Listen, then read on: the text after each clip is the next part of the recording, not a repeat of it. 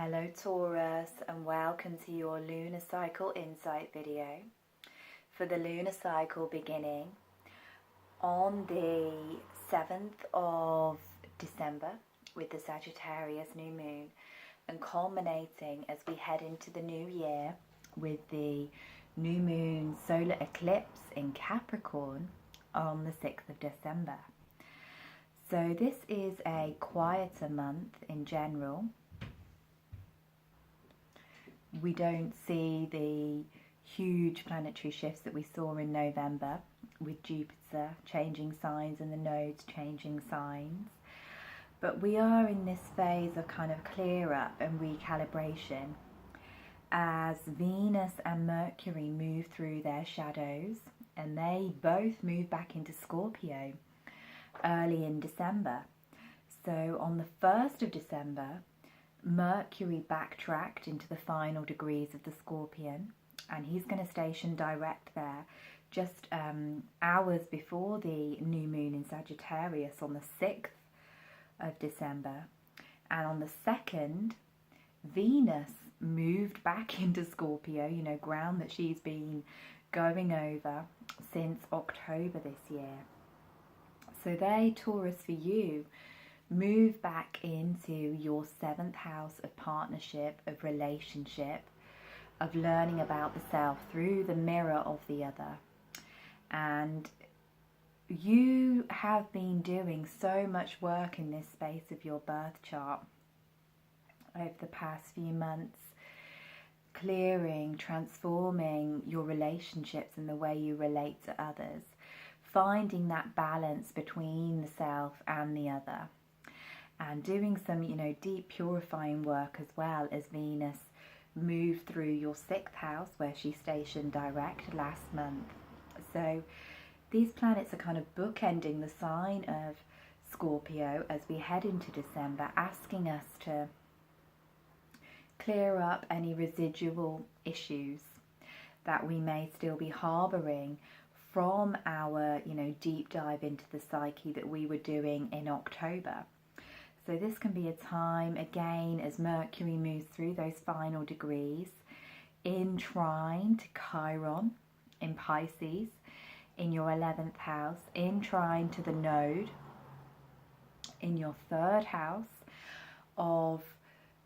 in Cancer, of just, going deep within our subconscious, looking at what old programs, what old ways and patterns of relating am I holding on to that I need to be transforming, alchemizing during this time. And as we do these final kind of clear-ups around our feelings about partnership, about intimacy, about resources, we pave the way for something new to enter. So this can be another month where relationships are at the focus. There may still be things that you're letting go of because it is Scorpio, after all, the sign of rebirth and transformation. So we have this kind of energy where old cycles are ending and new cycles are beginning. And we also have, a gathering of planets in your 8th house at the moment, to Taurus, which is the house that is traditionally ruled over by Scorpio. So we have this, real focus around intimacy and the other at this time. Jupiter, of course, moved there last month. Now we have the Sun here. Mercury's been retrograding here for most of his journey since the middle of last month. And we're going to have the new moon here on the 7th of December. So this is a time for you to really think about deep soul connection, Taurus. Really how you feel about intimacy, about sharing your deepest, most vulnerable self with others. Looking at your blockages, your fears, Jupiter in the 8th house, even in the happy-go-lucky sign of Sagittarius, can create this expansion around fear. And when Jupiter moves through the 8th house, we are expanding through letting go. So it's this constant process of diving into the psyche. What is the barrier? What is the blockage that is holding me back? What is this unintegrated part of my soul that I need to reclaim before I can move forward, before I can step into the new vision or into the new relationship. So we can be doing a little bit of a fire walk this month as well, with these areas of our birth chart so highly activated, particularly before the solstice on the 21st. So it's really looking within, facing the dragon within, to find the treasure that is buried underneath. So the new moon on the 7th in this 8th house will give you the opportunity to set some new intentions around what you would like to call forth in your relationships, in your own psychological healing, in your finances and resources. The 8th house also deals with how we share our energy with others. So that can be sexual, that can be financial, that can be energetically. You know, if you're a healer or a reader or a teacher of some kind, this can be about the energy flow between yourself and your clients. And really, you know, along with the 7th house, am I receiving in proportion to what I give? And if so, why not? Where am I leaking my vital time and energy? Where am I holding on when I should be letting go? So this can be an interesting time of transition, and like I say, this month some things will become clear while other things will remain hidden for as the planets move through their shadows. So we can't expect really complete clarity until Venus leaves her shadow on the 17th of December in your 7th house, and Mercury leaves his shadow on Christmas Day in your 8th house, and that's when we can have the aha moments. Okay, now things are clear. Now I can see why those changes had to happen. Now I can start to build as we move into the new year. And it's interesting because these Sagittarius planets are also going to be squaring Neptune, who is currently with Chiron, with Mars, in your 11th house of the collective, and of your hopes, your dreams, your wishes, and also your friendships and your friendship circles. So there could be a tendency here to kind of distract yourself through socializing, distract yourself through escaping, particularly, you know, around this time of year, we go out, we gather together, we may have a few drinks, and that can be, you know, something that you may turn to in order to kind of numb yourself a little bit from all of this deep work that we'll be doing. So it's very important that you remain willing to face whatever arises this month, and know that because we're working with the energy of Sagittarius, there will always be wisdom in the wounds, Taurus.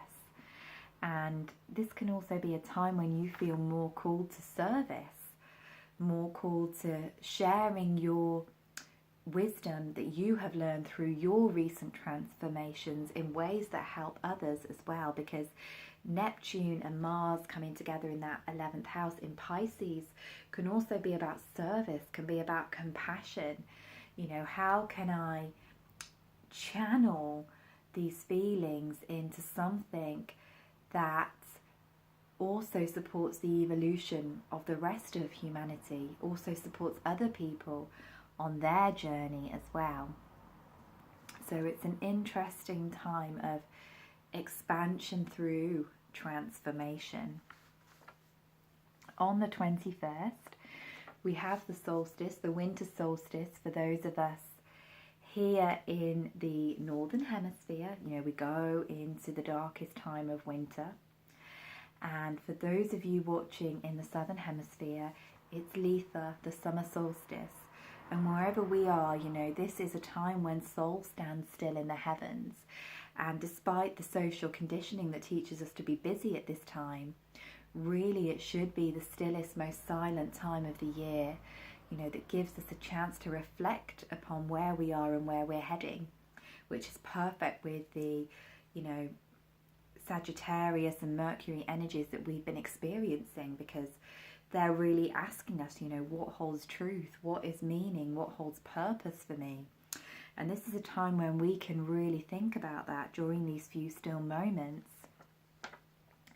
And as the sun slides into Capricorn, he will enter your 9th house. So he leaves that 8th house. We just, we leave Jupiter there to do his thing for the next 13 months. So it's a real deep dive for you guys, Taurus, over the next year. And he comes into that 9th house where he's going to, over the next 4 weeks, he's going to meet with Saturn, he's going to meet with Pluto, he's going to meet with the South Node. We're going to have an eclipse here in early January. And this is a point, wherever Capricorn is in our chart, it's a point where we're doing some really deep soul learning. And the 9th house is the house traditionally ruled over by Sagittarius. So we are revisioning our purpose, we're revisioning our goals, we're revisioning our dreams, and we are challenging, we're transforming our entire belief system with these energies here.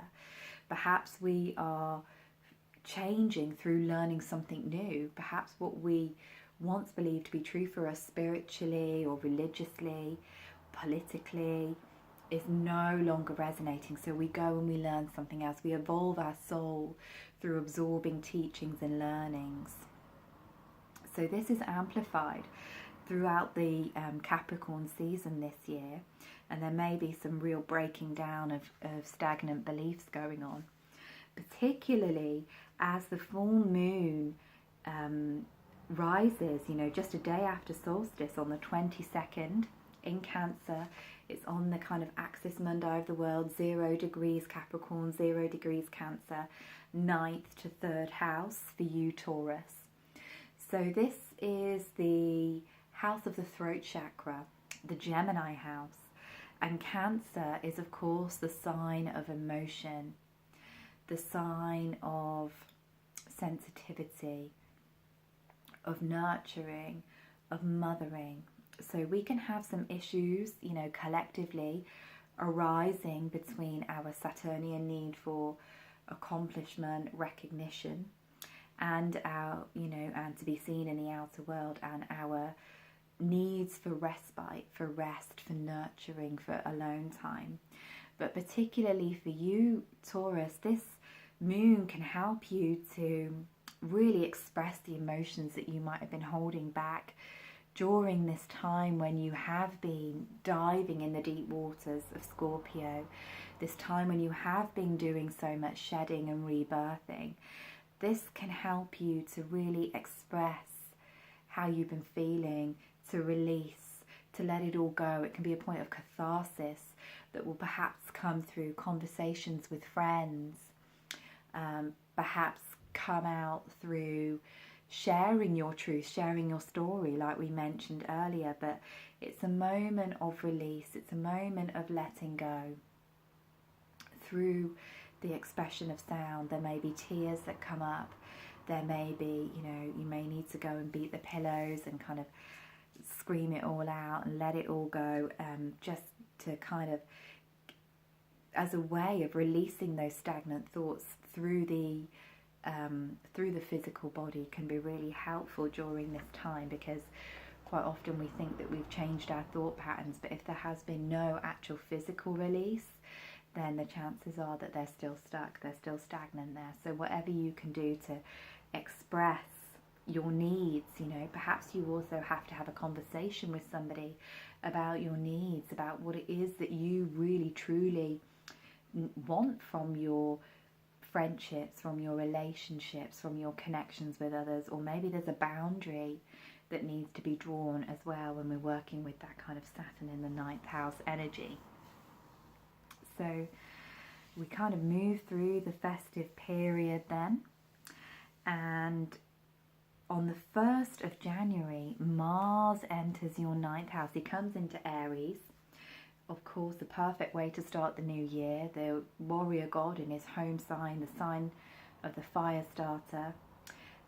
But for you, Taurus, this is the 12th house. This is the space of dissolution, the space of letting go. So for the first couple of months of 2019, as Mars moves through this space, we can see that you're still working with a lot of subconscious stuff, with a lot of underlying fears, you know, looking at patterns of addiction, of self-sabotage. You know, your energy will be better spent on turning within and doing the internal work as Mars moves through Aries. He's conjunct Chiron. He's going to come and trine Jupiter, trine Venus as they move through your 8th house. So we're working with these watery spaces again as we head into the new year. So just allow yourself time and space to process. Allow yourself to be vulnerable. Allow yourself to share, to connect on intimate levels with those that you really trust, Taurus. And then, like I say, we're going to close this lunar cycle with this new moon eclipse in Capricorn in the 9th house, which gives you an opportunity to really think about how to ground your visions, how to ground your inspirations, because Capricorn wants to anchor things into reality. It wants to anchor the vision of the 9th house. So this will be the first new moon of the new year. The Capricorn new moon is always the time of seeding. You know, we've been in the womb, we've dreamed our dreams, and now we're kind of clear on what we want and what we want to happen over the new year.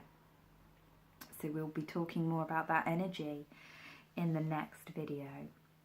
But it's a very kind of emotional, expressive time for you this month, Taurus. It's a time of really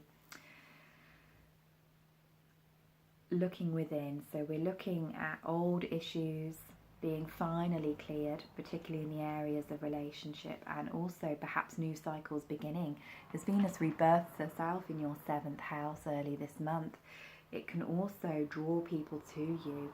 Sometimes when we have 7th and 8th house transits, we're drawn to people who are teachers, particularly Jupiter in the 8th house. We're drawn to people who can teach us about intimacy, can teach us about connection. We're always learning through our interactions with the other. So this month, Taurus, I'm going to pick a tarot card for us because we're in these kind of psychic waters of Scorpio, the dark moon. The moon's actually in Scorpio as well as I'm doing these readings today. So I'm going to use the Glastonbury Tarot by Lisa Tenzin-Dolmer, and we're going to pick a tarot card for you for December.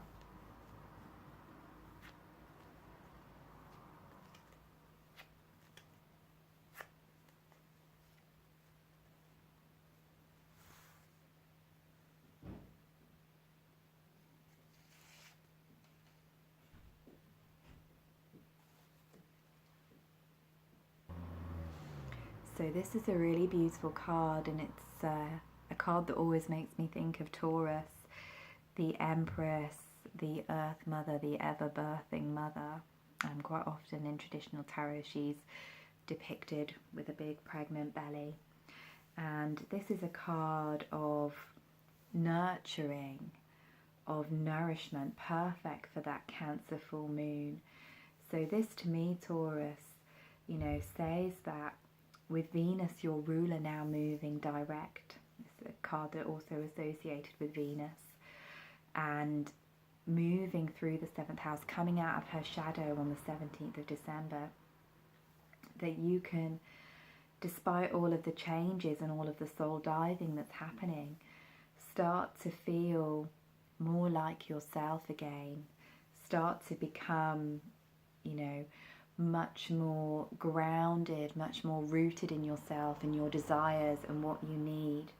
It can also be an indication of kind of drawing luxury and abundance towards us as well. Perhaps you're giving birth to something new in your life as we kind of come out of this cycle of retrogrades that we've been moving through since the beginning of time, it feels like. So perhaps there's also some kind of rewards for your hard work that is happening as well, in the form of new love, in the form of new opportunity, in the form of new abundance. So that's a really beautiful card to end the reading on for you, Taurus. Thank you so much for listening to me. If you wish to connect with me further, you can check out my Facebook and my Facebook page and group. The links will be below this video. I'm wishing you a blessed Yule or Letha season wherever you are in the world.